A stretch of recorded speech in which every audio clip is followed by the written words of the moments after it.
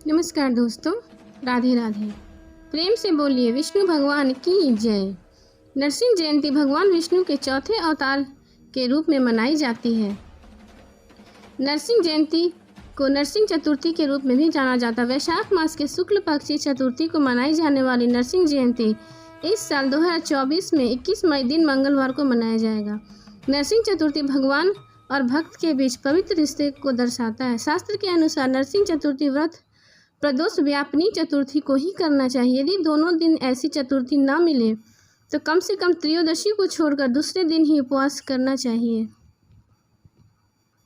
ज्योतिष शास्त्र के अनुसार प्रथम पूज्य गणेश जी, हनुमान जी, देवी लक्ष्मी की तरह ही नरसिंह भगवान की भी तुला राशि थी। नरसिंह चतुर्थी की पूजा से निसंतान को उत्तम संतान की प्राप्ति होती है। इस दिन चतुर्थी का व्रत करने से मनुष्य को हर मनोकामना पूरी होती है।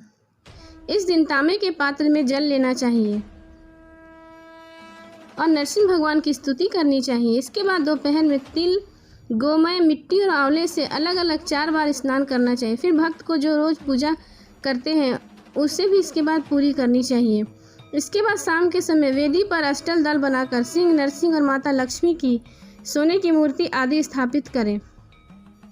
नरसिंह चतुर्थी के व्रत में पूर्ण रूप से ब्रह्मचार्य का पालन करना चाहिए। इसके अलावा रात में गायन, वादन, पुराण पाठ, हरि कीर्तन से जागरण करनी चाहिए। सुबह फिर पूजन करें और यथासंभव दान करें।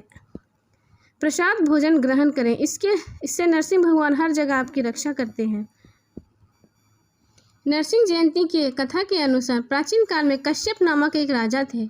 उनकी पत्नी का नाम दीति था। उनके 2 पुत्र हुए, जिनमें से एक का नाम हिरण्यक्ष तथा दूसरे का नाम हिरण्यकशिपु था। हिरण्यकश्यप को भगवान विष्णु ने वराह रूप धारण करके मार दिया। तब जब वह पृथ्वी को पाताल लोक में ले गया था।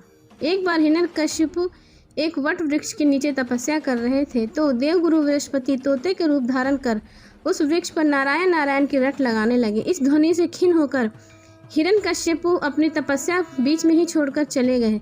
जब पत्नी ने तब छोड़ने का कारण पूछा तो पूरा वृत्तांत कह सुना। हिरण्यकशिपु की पत्नी ने भी नारायण का जाप किया, जिससे उसे गर्भ ठहर गया।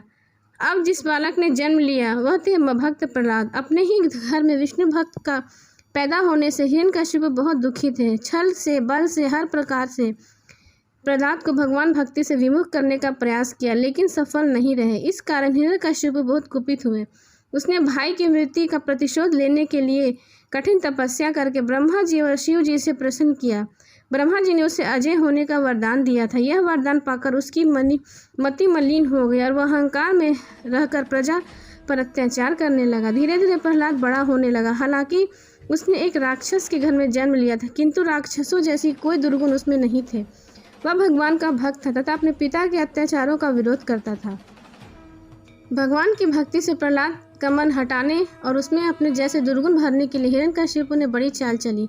नीति अनीति सभी प्रकार के प्रयोग किए, किंतु प्रहलाद अपने मार्ग से नहीं हटा। अंत में उसने प्रहलाद की हत्या करने का भी बहुत प्रयास किया, मगर वह सफल नहीं रहा। भगवान की कृपा से प्रहलाद का बाल भी बांका नहीं हुआ। एक बार हिरण्यकशिपु ने अपनी बहन होलिका, जिसे वरदान था कि आग उसे जला नहीं सकती, उसकी गोद में बैठाकर जिंदा ही चिता में जलवाने का प्रयास किया, किंतु उसमें होलिका तो जलकर राख हो गई और प्रहलाद भगवान बच गए। जब हिरण्यकशिपु हर प्रकार से प्रयास में विफल हुए तो एक दिन क्रोध में आकर आग बबूला होकर उसने म्यान से तलवार खींच ली और प्रहलाद से पूछा, बता तेरा भगवान कहाँ है? विनम्र भाव से प्रहलाद ने कहा, पिताजी भगवान तो सर्वत्र हैं, क्या तेरे भगवान इस स्तंभ में भी हैं? प्रहलाद ने कहा, हाँ, इस स्तंभ के खंभे में भी हैं। यह सुनकर क्रोध में आकर हिरण्यकश्यप ने खंभे पर तलवार से प्रहार कर दिया। तभी खंभे को चीरकर श्री नरसिंह भगवान प्रकट हुए और हिरण्यकश्यप को पकड़कर उसे अपनी जांघों पर डालकर उसकी छाती अपने नाखूनों से फाड़ डाली। इसके बाद प्रहलाद के कहने पर ही श्री भगवान नरसिंह ने उसे मोक्ष प्रदान किया तथा प्रहलाद की सेवा और भक्ति से प्रसन्न होकर वरदान दिया कि आज के दिन जो लोग मेरा व्रत करेंगे वे पाप से मुक्त होकर मेरे परम धाम को प्राप्त होंगे। बोलो नरसिंह भगवान की जय, विष्णु भगवान की जय, भक्त प्रहलाद की जय।